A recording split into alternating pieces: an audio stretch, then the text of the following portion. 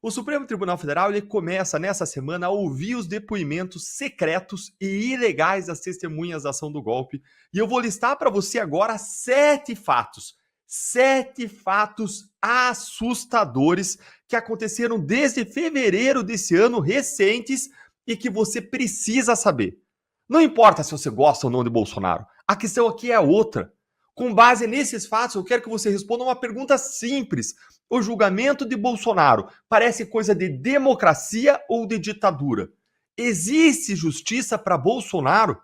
Bora então para os fatos, direto ao ponto, não são opiniões, são fatos comprovados. Fato número 1. Em fevereiro desse ano, depois que a PGR denunciou Bolsonaro pela suposta tentativa de golpe de Estado, a defesa do Bolsonaro pediu ao STF um prazo de 83 dias para responder à denúncia diante da complexidade dos fatos e da quantidade de denunciados, de documentos envolvidos, de provas. Por que 83 dias, Eltan? Porque 83 dias foi o tempo que levou entre o indiciamento pela Polícia Federal e a denúncia da PGR. Ou seja, foi o tempo que a PGR precisou investir para chegar à conclusão, analisar todas as provas e oferecer a sua denúncia. E pelo princípio da paridade de armas, a defesa do Bolsonaro pediu, é claro, o mesmo prazo, alegando que seria impossível se defender sem isso. O Moraes e o resto da primeira turma do STF negaram esse pedido. Fato número 2. A defesa do Bolsonaro pediu, desde o oferecimento da denúncia, o acesso integral às provas do processo coletadas pela Polícia Federal. Moraes e a primeira turma do STF negaram todos os pedidos, dizendo que as defesas já tinham acesso ao mesmo material que a PF, que a PGR e que o STF já tinham. Só que isso era mentira e eu já vou mostrar para vocês, mas guardem isso aí na sua mente. Fato número 2, isso aí. Vamos para o fato número 3.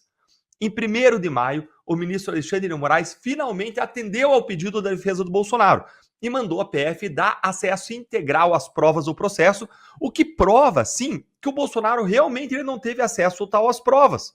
Afinal de contas, se já tinha acesso a tudo, não tinha que deferir esse pedido. E aí o ministro Moraes voltou atrás e realmente, agora sim, mandou que se desse acesso a todas as provas. Ou seja, isso mostra que o Bolsonaro ele teve seus direitos violados antes, inclusive com prejuízo grave à sua defesa, já que a denúncia já tinha sido recebida por unanimidade, o processo já estava correndo e segue correndo agora contra ele, sem que ele tenha conseguido olhar tudo. Fato número 4.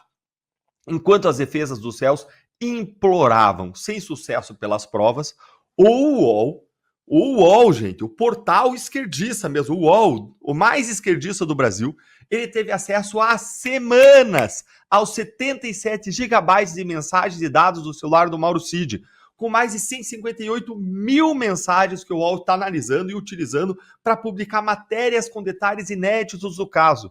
Ou seja, o réu não tinha acesso às provas, a que jornalistas tinham acesso há semanas. Que isso? Fato número 5. O presidente da primeira turma, o Cristiano Zanin, ele mandou lacrar os celulares de advogados e de jornalistas durante uma das sessões de julgamento, para proibir que os presentes fizessem qualquer tipo de gravação, de registro do julgamento do segundo núcleo do suposto golpe. Vamos para o fato número 6. O STF decidiu que a oitiva das testemunhas do caso golpe serão secretas e sigilosas. Jornalistas simplesmente foram proibidos de gravar áudios ou de fazer imagens das audiências. Fotógrafos e cinegrafistas não podem sequer se credenciar para participar. Jornalistas poderão apenas assistir aos depoimentos a partir de um telão.